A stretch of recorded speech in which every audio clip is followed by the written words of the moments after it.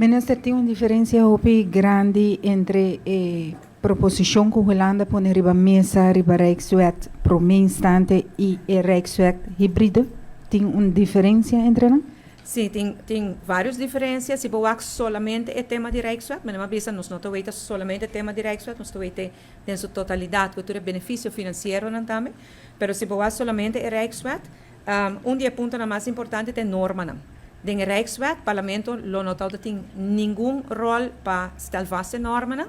Agora que nada nossa palavra, que ja, we in holandês, é definitie de norm, também den Rijkswet, per een normstelling que men kenta determinar a norm, é saída de uma landsverordening que está de parlamento. Mas nem que está agora aqui não. É uma diferença hobby grande. Outro aspecto importante está que o raft, talvez tem hobby interconexão com o corro, o corro não sabe que está existir, então mistera saca tudo sem afo, sem nada queda fo. E ponto que está hobby importante para vários de nossos colegas não, está que o raft não por sair de facilmente. Também nós sabemos se hotel California situation, bota dentro para bom sair. Agora que na nossa palavra, que também bem duidelijke exit bepaling. Nós não cabe definir, pero é também bem duidelijke exit bepaling que ora Aruba por sair voor die Rijkswet aqui. Me diga esse não obese de linha grande tá é diferença na mais grande, pero também que den Rijkswet aqui Holanda também comprometer su mês para refinanciar e deben bieu de Aruba. Então sei Bo contrami, sei ma bisa agora também, tá cambio, game changer mais grande para Aruba. O minister, 6,9% para 5,1%.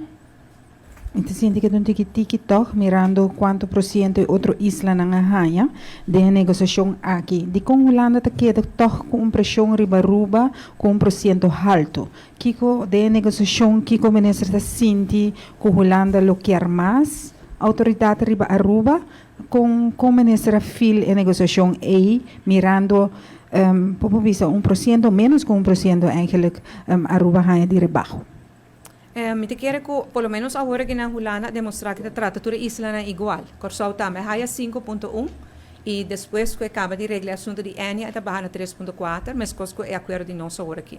No primeiro instante, Aruba é o único que há 6,9. Essa é a firmeza agora que uma vez nos firme acordo aqui, então nós vai em categoria 5,1 e até de nós man é hora para conligar nos bloquear bem com o Rijkswet. Se nós chega na fim de dia com não tem sostém de nosso parlamento para o Rijkswet, o interesse vai back na 6,9%.